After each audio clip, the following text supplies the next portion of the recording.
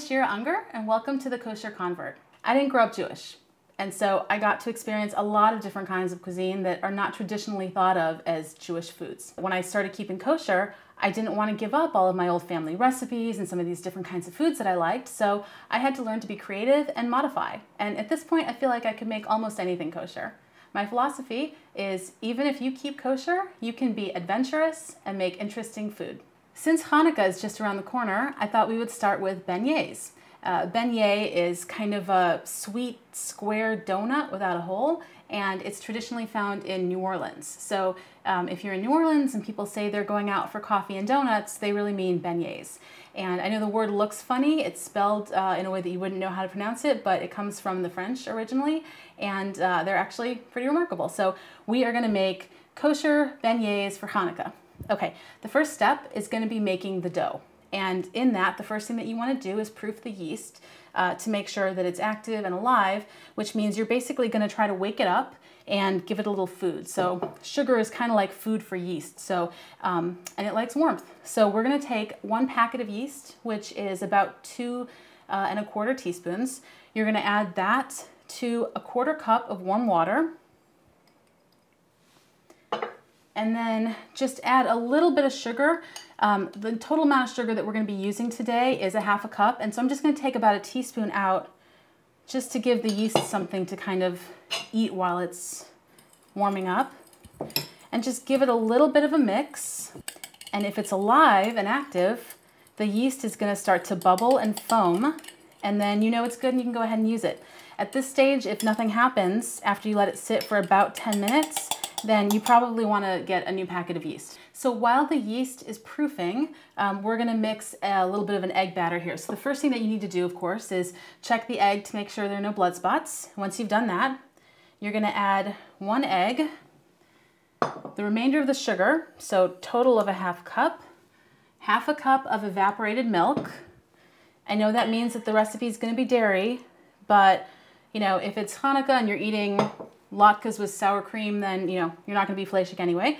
1/2 cup of water and 5/8 of a teaspoon of salt. It's a really strange amount. If you have 1/8 of a teaspoon measure, you can do 1/2 teaspoon plus 1/8, or 1/2 teaspoon and then just kind of eyeball 1/2, and that'll get you to 5/8 of a teaspoon. And then you're just going to whisk all of that together. And then at this point, we're going to add our yeast back into it if it's still good. Okay, so it's been about 10 minutes, and the yeast, you can tell, is nice and bubbly and foamy, and that means that it's active, so you can go ahead and use it. So just pour that entire yeast mixture right into the egg mixture. And then just mix that. Once that's combined, we're going to take our flour, and this is 3½ cups of flour. Now at first, I'm just going to put about half of it in just to kind of get the dough to, you know, start to come together. Okay, and since it's only 3½ cups of flour, there's no question of separating challah. This is also not a bread dough. It's not meant to be baked. It's meant to be deep fried, which is another issue. Basically, if you're under 1.2 kilograms of flour, separating challah is not something that you really need to worry about. If you decide to make a huge batch of these, you might want to check with your rabbi to see what the rules would be, because when you're not planning to bake it, there are some differences. So, okay, so once it kind of looks like a thin batter, kind of like a pancake batter might be, we're going to add some shortening in. So this is 1/4 cup of shortening. Now, most shortenings are really, really bad for you. They're filled with trans fat, and so I found one that has no trans fat that's kosher. It's something you can get at Whole Foods. It's KSA Parv. Okay, so we're just going to work that shortening in a little bit, and that's going to help it to stay light and fluffy.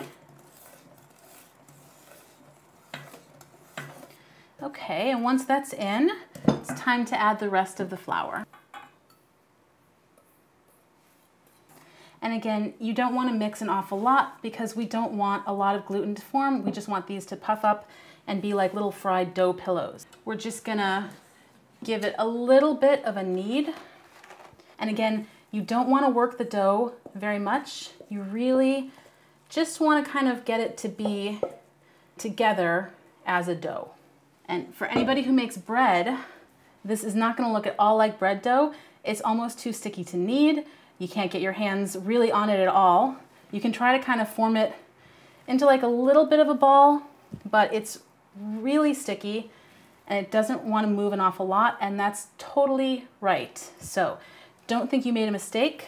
You can see how gooey and sticky it is, and that is kind of the consistency that you're going for. So here we have a bowl with just a drop of oil in the bottom there, and I'm going to take the dough and just put it in and just turn it over a little bit just to coat the dough in the oil so it's not going to stick to the sides. I like to put a little bit of plastic wrap over any kind of a yeast dough that I make, either bread or this or really anything. Yeast tends to do better when there's less oxygen in its environment and when it's in a warm place. So cover the dough, cover it with a kitchen towel or something just to keep it warm and keep out the air, and just set it aside and let it rise until it's about double in volume, and it's going to be between an hour, maybe 2 hours, depending on how warm your kitchen is. Okay, so while the dough is rising, we're going to prepare for our frying. The oil takes a little bit of time to heat up, so you actually want to start doing this a little bit before you want it to be ready. Now, the first thing you need is a sturdy, deep dairy pot. You need a deep pot because you want to have about 2 inches at least at the top of the oil to have some space, and then you want to have a nice little depth of oil for the food to fry in. You also want to have a thermometer. Now the thermometer is really important because when you're deep frying you want to use a very high temperature. So you want to be between 365 and 375 degrees, and you want to monitor that. If it's a cooler temperature, then you're going to get more oil that's actually absorbed into the food and it's not going to taste as good. Also higher temperatures, you get like a thinner, lighter crust, and it's actually kind of a less fatty way to fry. So you want to maintain that temperature. Since we're cooking on such a high temperature, you also want to use an oil that has a very high smoke point.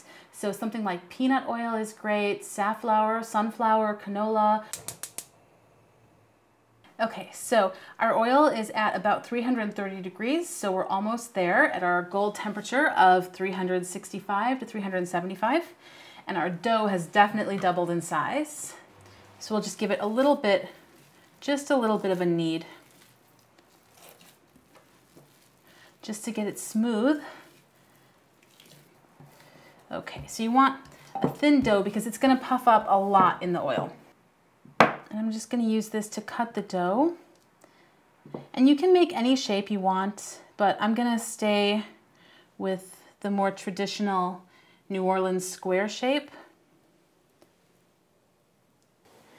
Okay, so once the oil's hot enough, we're just going to put the dough in. We're going to fry in small batches, and you can see how quickly the dough rose to the surface because the oil was hot enough. And again, the reason we fry in small batches is so that we don't let the oil cool off too much, because we want to maintain that constant temperature. And if you fry a lot, it's going to cool off. And that's another good reason to have the thermometer, so you can be checking that. Now, the other thing I like to do with beignets is to baste them while they're frying. Basically, you just spoon a little bit of oil gently over the top of the side that's not in the oil, and that's going to help it to puff up a little bit, and it's going to give it a really nice fluffy texture. And they're getting a beautiful golden brown color on the bottom. I'm just going to baste a little bit more and let them cook a little bit more before I flip. Okay, and you just gently turn them over.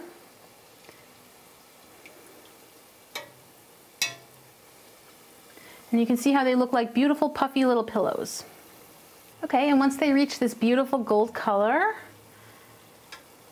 you just take them out, let a little bit of the oil drip off, and then you can set them on your paper towel lined tray. And you want to make sure that you let them cook long enough because you don't want to be raw on the inside. And again, that's why we make them so thin before we put them in. But you can tell how much that puffed up. The last step in real New Orleans style beignets is to cover them, dust them in powdered sugar. So I like to do this while they're still on the rack so I don't make a mess. Now, they're great with the powdered sugar, but they're incredible when you serve them with dipping sauces, and we have a couple of great options, and that's going to be our next episode. So I know it takes time for the dough to rise, and it takes time for the oil to heat up, but these are really not that complicated to make, and they're a lot of fun. It's a fun alternative to sufganiyot on Chanukah. B'teavon.